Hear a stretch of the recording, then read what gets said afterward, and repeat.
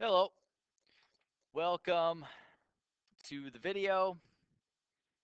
In this lesson, we're going to be looking at section 5.4, where we're going to be looking at equilateral and isosceles triangles. So, remembering from uh, when we talked about classification of triangles, both of these names, equilateral and isosceles, are about side classification. Equilateral meant that all three sides were congruent, and isosceles mean you had at least two sides that were congruent. So one of the things that we're going to look at that are going to kind of help us with different proofs, different solving of unknowns is both the base angles theorem and the converse of the base angles theorem. So if you have an isosceles triangle, so like what they tell us here is that like AB is congruent to AC. If that is true, so with those two congruent sides, we can then conclude that the base angles are going to be congruent, which in this case would be angle B and angle C. So it's um, the two uh, the two opposite angles that are said to be congruent.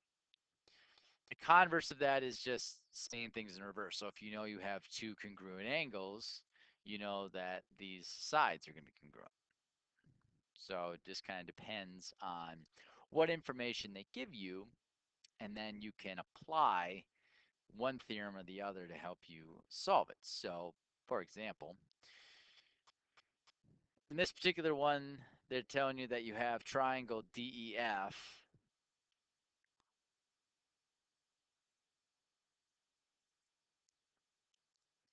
So when we look at triangle DEF, they're telling you that DE is congruent to DF. Because that is the case, we can say we can identify two congruent angles because of the base angles theorem. We could say that angle F is congruent to angle E.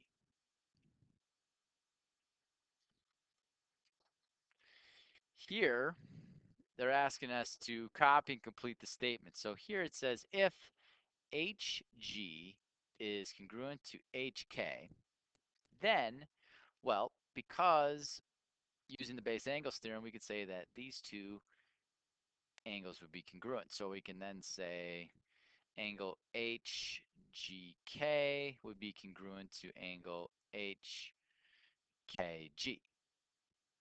And then the second statement says that if angle H, or sorry, angle KHJ, so like here, is congruent to KJH, which is right there. That means using the converse, I can then say that HK and KJ are going to be congruent.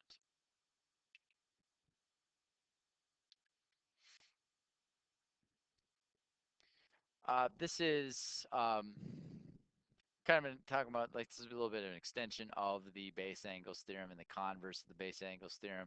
It's just dealing with equilateral triangles. It means the same thing, that if a triangle is equilateral, then it is also equiangular.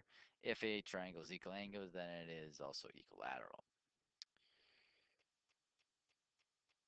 So here it's telling us, they're asking us to find measurements for P, Q, and R. So because all the sides are congruent,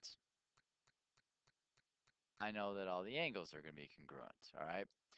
From our knowledge of the triangle sum theorem, I know that angle P plus angle Q plus angle R has got to be equal to 180 degrees. Since they all have to be the same, I could say like, oh, this is x plus x is equal to 180.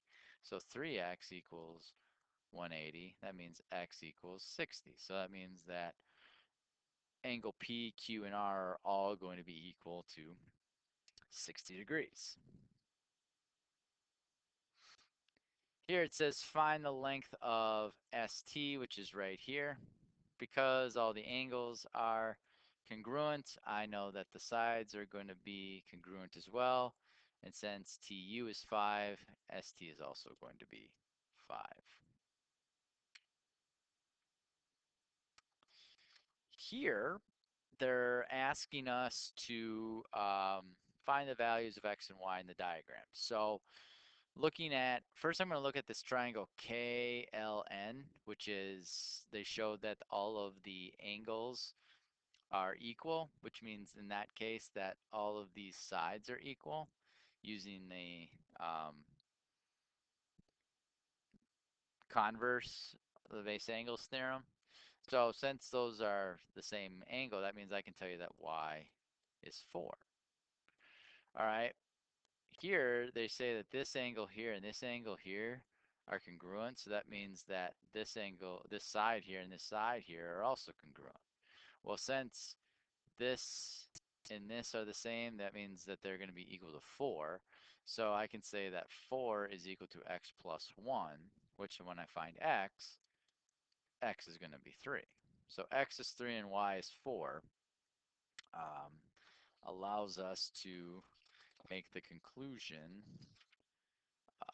for those values of the variable.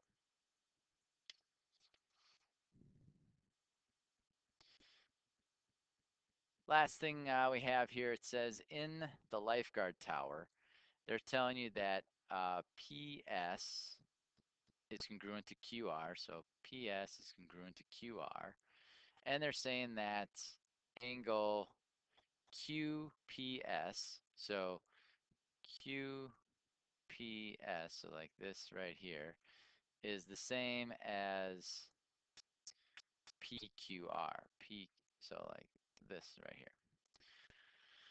All right, so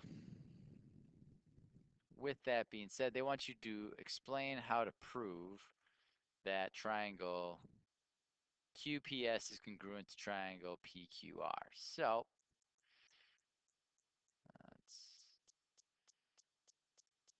it's like a little proof here. Statements and reasons. So the first thing we're going to write in, so we said, wait, what?